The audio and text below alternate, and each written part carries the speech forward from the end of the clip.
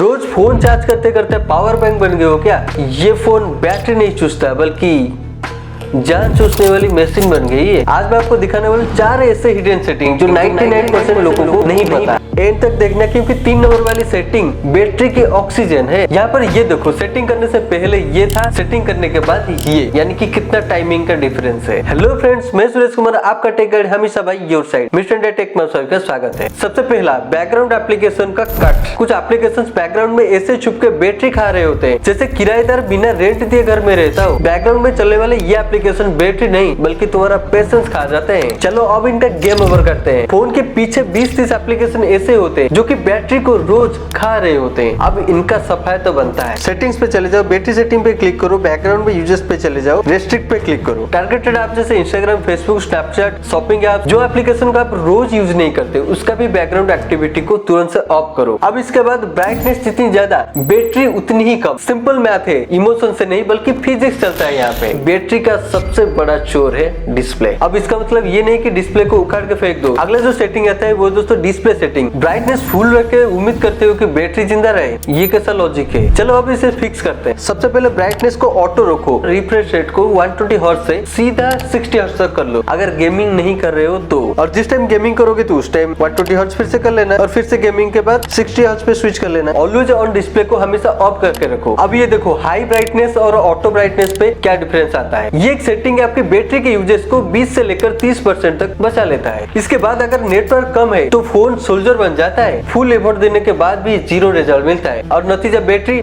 शहीद हो जाता है। जहाँ पर नेटवर्क वीक होता है वहाँ बैटरी आपका सुसु कर देता है। नेटवर्क अगर नहीं मिलता है तो फोन सोचने लगता है चल पूरी बैटरी लगा के ढूंढता हूँ और नतीजा उसका राम नाम सत्य यानी कि अंतिम संस्कार हो जाता है। जब यूज ना हो तो 5G सेटिंग को ऑफ कर दो, क्योंकि 5G तो हर जगह पे अभी अवेलेबल ही नहीं है। वहाँ पर जाहिर सी बात है कि 4G ही चलेगा। और 5G अगर आप एनेबल करके रखे हो तो फोन हमेशा 5G की तलाश में रहता है और जहाँ पर तलाश में होता है वहाँ पर तो एनर्जी ज्यादा ही खींचेगा ना और नतीजा आपका बैटरी शहीद हो जाता है मेरे भाई, याद रखना। जहाँ पर नेटवर्क वीक होता है यानी कि लो नेटवर्क के एरिया पे हमेशा एयरप्लेन मोड को ऑन करके रखो। फोन का नेटवर्क आना जाना रहता है, मतलब अभी चला गया फिर वापस आ गया, फिर चला गया फिर वापस आ गया। इस बीच में क्या होता है, फोन लगातार नेटवर्क ढूंढने के लिए कोशिश करता है। जैसे ही नेटवर्क पकड़ता है तो फोन में ले जाता है और जैसे ही नेटवर्क छूट जाता है तो फोन से गायब होता है। इसके बाद फिर से ढूंढने लगता है। अब इसके बीच में बैटरी का कंजप्शन बहुत तेजी से होने लगता है, तो एयरप्लेन मोड को ऑन कर देना चाहिए जब नेटवर्क लो हो या फिर नेटवर्क का आना